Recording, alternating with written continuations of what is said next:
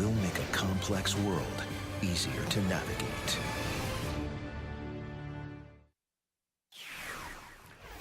Donald Trump famously failed at running a football business in the 1980s. You remember the United States Football League, right? Well, football business expert Donald Trump said this today. You cannot have people disrespecting our national anthem, our flag, our country, and that's what they're doing. And in my opinion, the NFL has to change.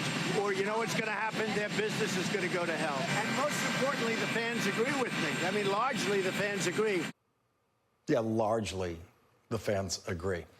A Reuters poll finds that most Americans, of course, do not agree with the president. 57% say the NFL should not fire players who kneel during the national anthem. Only 29% agree with the president.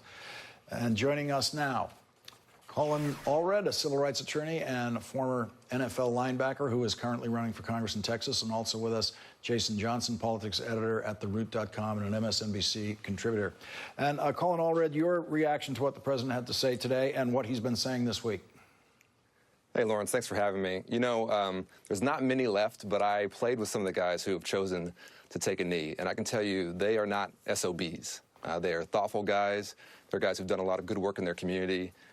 And I think that whether we agree with their decision to kneel or not, we all should agree as Americans about their right to do that.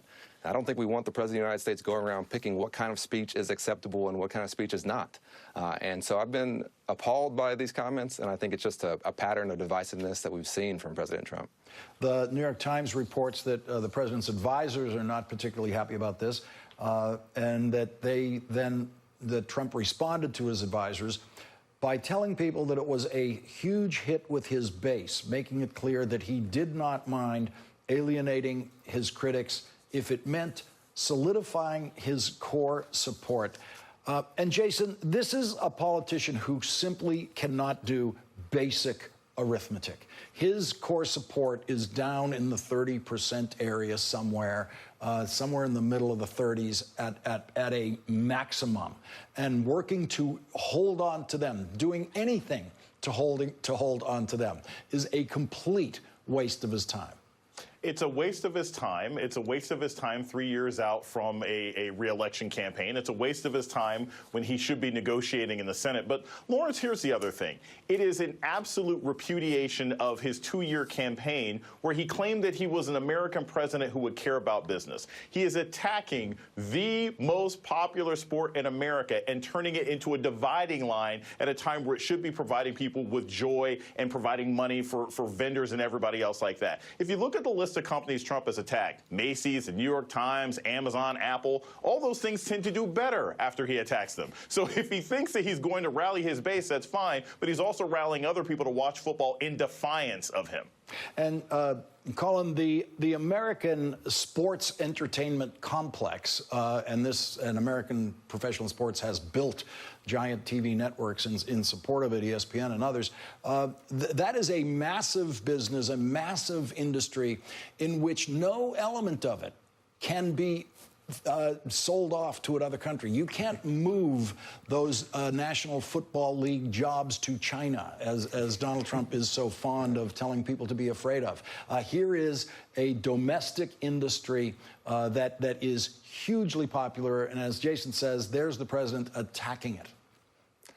Yeah, I think it is hugely popular, and I think it's popular because it does have the potential to unite folks. I think that we come together to watch sports. We enjoy having kind of the common camaraderie while we're watching our sports. And I actually think that Trump could learn a lot from football players because we believe in self-discipline. We believe in teamwork. We believe in putting the team above yourself. And I think that he actually is kind of the antithesis of what football is about when it's really at its best. So I think he could learn a lot from some of these guys. And I think 10 days ago, if you said how many people will be taking a knee at an NFL game in the coming weekend, it wouldn't have been a big number.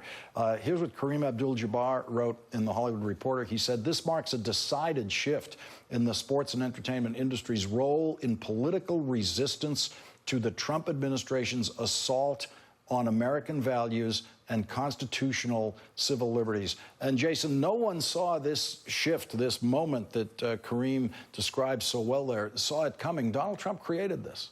Yeah, he created it, and he pushed people off the bench. I mean, look, if you had told me that a rich, old, racist man would say offensive things to black people and change a league, I would have said we already had Donald Sterling. But no, Donald Trump has repeated that action and now made it a national issue for everybody to be involved. And here's the thing.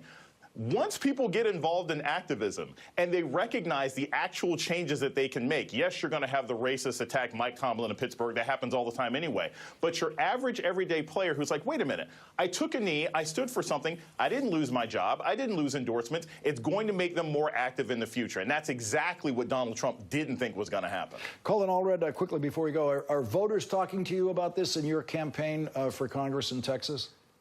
No, they're really not, Lawrence. I mean, I think people have so many other concerns right now, especially down here in Texas with what we just had happen in Houston with the hurricane coming through. People are worried about their health care, obviously, with what's been going on this week. They're worried about wage growth. They're worried about education. This is not top of the mind for most folks. Colin Allred and Jason Johnson, thank you both for joining us tonight. Thanks, Lawrence. Thank you. Coming up.